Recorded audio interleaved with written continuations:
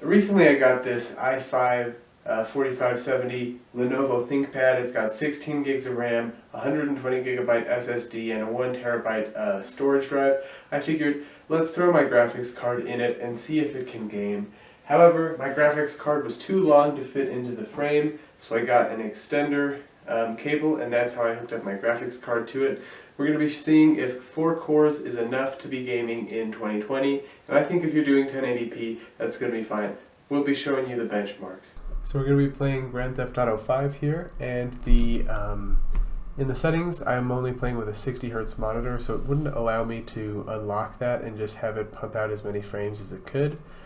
This was what GeForce Experience suggested in terms of graphics. I think it's mostly high, and it's running really fine. I mean, it might dip down to like 59 FPS here or 60 there, so it's mostly around 60.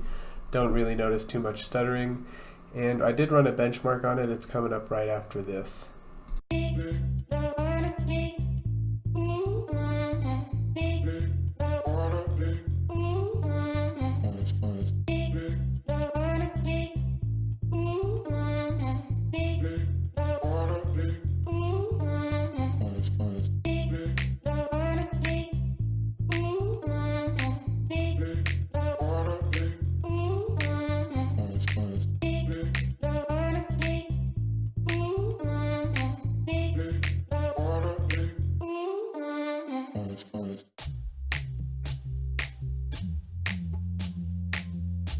So here are the graphical settings for Doom. It's 1080p, mostly on Ultra Nightmare, except for the motion blur, which is on high. And yeah, it plays really well. Going to be showing you here. We've got our machine gun blasting the evil back into Hades, you know, making sure that Earth stays saved. Real fun game to play, real action-packed, and yeah, it's able to do it. This little 4 cores. The one that can, the one that really can, is chugging away, and yeah, it'll pump out those frames. That's for sure. Next up, we're going to be playing Forza Horizon 3 on this computer, and it plays really well. And I was able to get the frame rate charts in the top left, so those are recorded on that. If you want to watch as we're playing along, and you can get an idea of what this system can really do in terms of racing games.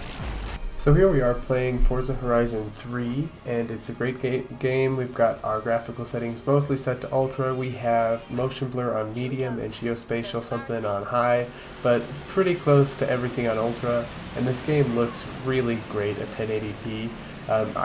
This one I was able to unlock the frame rate, so it's just able to pump out as much as it can.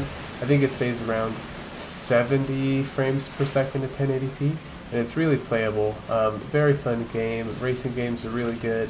And yeah, this 4 core can really bang out with the best of them. So if you are interested in this kind of gaming, I hope this gives you an idea of what this processor is able to do with a 1660 Super, such as the Nvidia one that I have in my system. So yeah, 1660 Super from Nvidia, and yeah, just an awesome game.